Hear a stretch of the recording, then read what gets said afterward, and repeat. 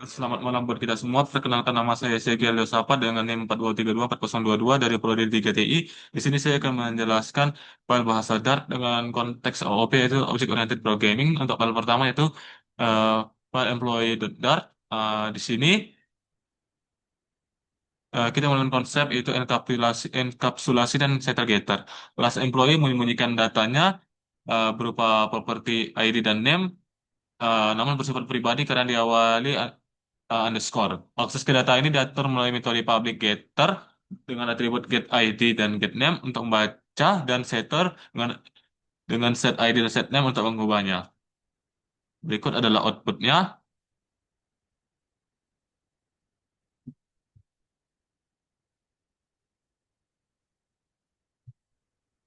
Selanjutnya itu adalah file notebook. Sini file notebook hanyalah file kelas saja.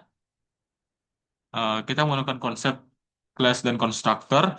Kita akan mendefinisikan sebuah kelas constructor dengan property name dan price yang bisa bersifat nol karena ditandai tanda tanya. Kelas ini memiliki konstruktor yaitu notebook dengan atribut name dan atribut price, namun bersifat lokal constructor atau ya local constructor kalau tidak salah dengan menggunakan kata this. Untuk inisiasi objek, kita menggunakan setter getter untuk mengakses dan mengubah propertinya. Selanjutnya itu adalah file main.dart. Eh, di file main.dart ini kita menggunakan konsep utama yaitu titik masuk program dan penggunaan objek. Ini adalah file utama tempat eksekusi program dimulai.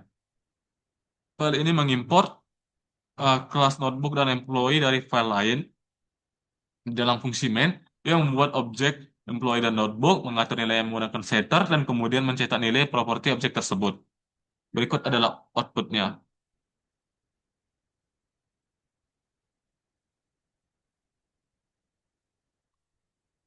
Selanjutnya kita menggunakan file bird.dart.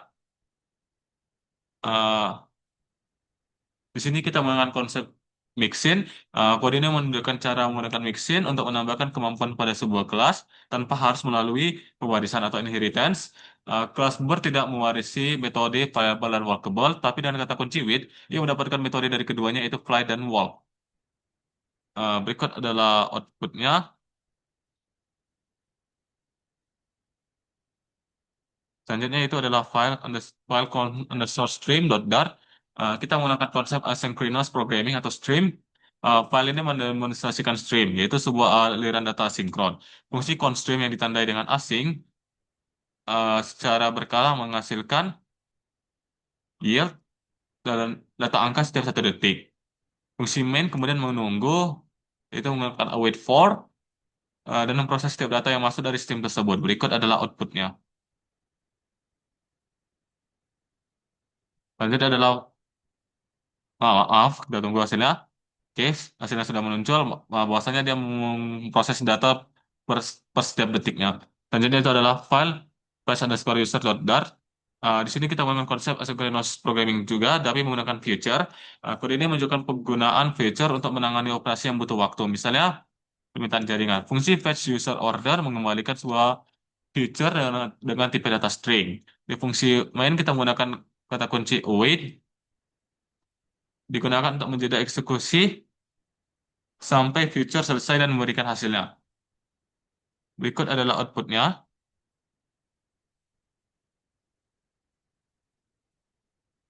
Maaf, ada telepon. Selanjutnya yaitu file persegi. Maaf, kita ke file math underscore volume.dart. Uh, di sini kita menggunakan konsep inheritance programming atau pewarisan dan polimorfisme. Di sini kita memiliki kelas volume sebagai kelas dasar yaitu kelas parentnya dan kelas volume kubus dan volume silinder sebagai kelas turunan yang menggunakan extend volume.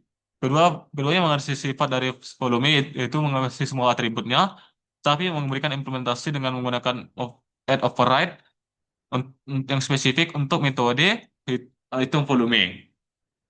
Berikut adalah outputnya. Selanjutnya kita masuk ke file math underscore volume 2. Di sini kita masih menggunakan konsep inheritance dan polymorphisme juga. Di sini kita memiliki kelas volume juga dengan atribut sebagai berikut, konstruktor sebagai berikut. Kita juga memiliki tiga kelas tambahan, kelas anakan, itu kelas volume kubus, balok, dan silinder dengan atribut atribut dan juga metode dengan override-nya juga. Di sini kita memiliki metode untuk cetak volume. Terus kita bisa menampilkan volume kubus, balok, dan silindernya. Berikut adalah hasilnya. Selanjutnya itu adalah file persegi.dart. Di sini kita menggunakan konsepnya itu yaitu static static member atau properti dan metode statis. Kita memiliki kelas persegi dengan atribut jumlah persegi yang bersifat statis,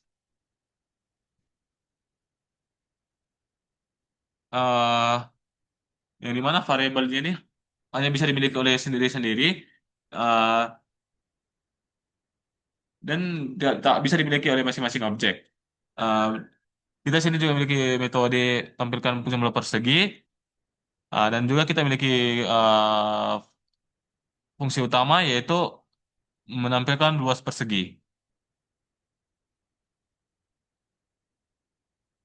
Selanjutnya adalah file status underscore pengiriman dot. Di sini kita memiliki, maaf, kita gunakan konsep yang namanya enum, di mana enum ini digunakan untuk membuat tipe data dengan sekumpulan nilai konstan yang telah ditentukan. Di sini eh, kita memiliki kelas status pengiriman dengan atribut sebagai berikut yang ada empat, eh, mana hanya bisa bernilai salah satu dari empat status yang ada. Kemudian kita memiliki s- kita memiliki metode stek status pengiriman. Kita menggunakan metode switch case. Kita menggunakan switch case pada Enum untuk membuat kode lebih aman dan mudah dibaca, eh, karena kita memiliki berbagai macam kondisi. Kita kita bisa lihat outputnya sebagai berikut. Selanjutnya kita memiliki file vehicle.dart. Di sini kita memiliki gunakan konsep interface, yang di mana kita memiliki kelas vehicle dengan metode untuk start dan stop. Kemudian kita memiliki kelas tambahan yaitu kelas car yang mengimplementasi kelas utamanya yaitu vehicle, yang dimana kita eh, meminta metode dari si kelas vehicle.